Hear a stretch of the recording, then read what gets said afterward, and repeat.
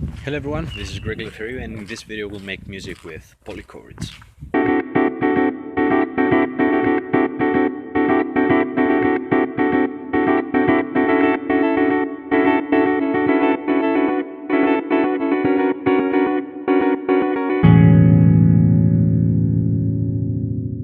In music, a polychord consists of two or more chords, one on top of the other. Let's say a D major over a C major. Ooh, nice. So I decided to make a piece while exploring those polychords. For example, a D major over a C major, an A major over a D major, an A major over a B minor, and an F sharp major over a B minor. Those are some polychords that I like their sound and put them in the piece along with many others. Now at this point, I know what to play, but I haven't decided how. Are those polychords going to be really long and slow, or more rhythmic and repetitive? I chose the second way, and that's why I made the rhythm pattern for the first polychord played by two guitars.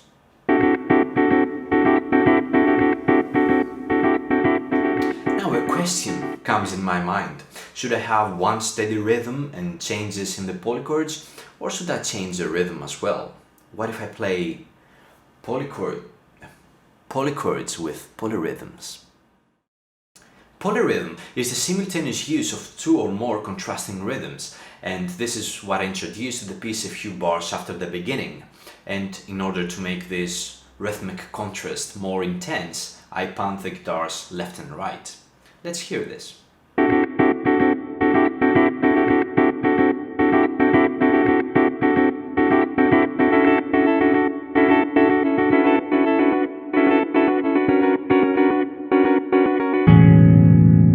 The last element that I put in this composition is some big polychords that interrupt the polyrhythmic patterns. So now we have the relationship between two contrasting figures, big and longer polychords with short and repetitive rhythmic polychords.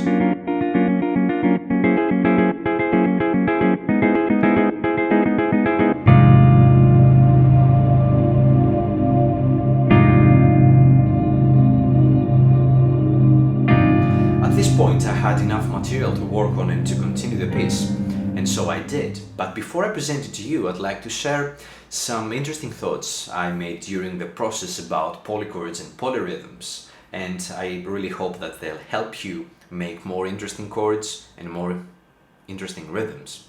So let's go. The first factor that will determine the quality of a polychord is the number of common notes between the chords that make it. The more common notes they have, the more likely it is for us to perceive the polychord as a single entity. For example, an E minor over a C major. Those chords have two common notes and their sound would make a C major seventh chord. Or an A minor over a C major. Two common notes again and their sound would make an A minor seventh chord. That means that will result more or less into familiar chords, into familiar sounds, but we would have followed a different journey. If the chords have one common note, then things are more ambiguous, and this is where the beauty begins, as we'll explore how each chord sounds on top of another. For example, a G major chord over a C major chord would be perceived again as a single entity, and their sound would make a C major ninth chord. On the contrary, the example of an A flat major over a C major, but they still have just one common note, would be perceived as two different entities that make a polychord.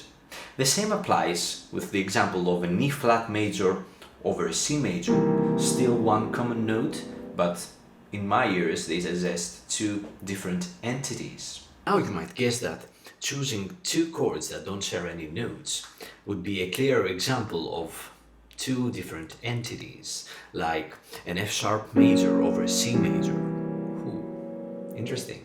Or a D flat major over a C major. Intense. Another factor that will determine the sound of a polychord is its voicing.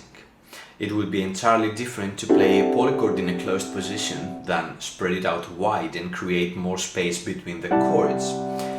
A closed position polychord would be heard as a single musical object, but a spread polychord would be perceived as two different musical objects and two different musical events. And this is a really interesting thought about how sound works. By the way, if you're enjoying this kind of videos and you want me to make music with different musical concepts, then you can head to my Patreon page and support me there, because this would be really helpful for me to keep doing it.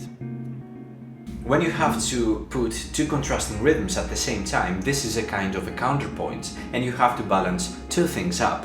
First, the functionality of the counterpoint, meaning how those two rhythms work together, and second, the interest of each of its elements, meaning that when you're a performer and you play a part into a counterpoint, it is better for you to have something interesting to play. Now in the piece, in the beginning I had this rhythm, and I decided to take advantage of its rests. So every time that the first rhythm has a rest, I would like the other rhythm to play. And this effect, along with the guitar's pan left and right, is really powerful to me. I hope you'll feel the same once you hear the song.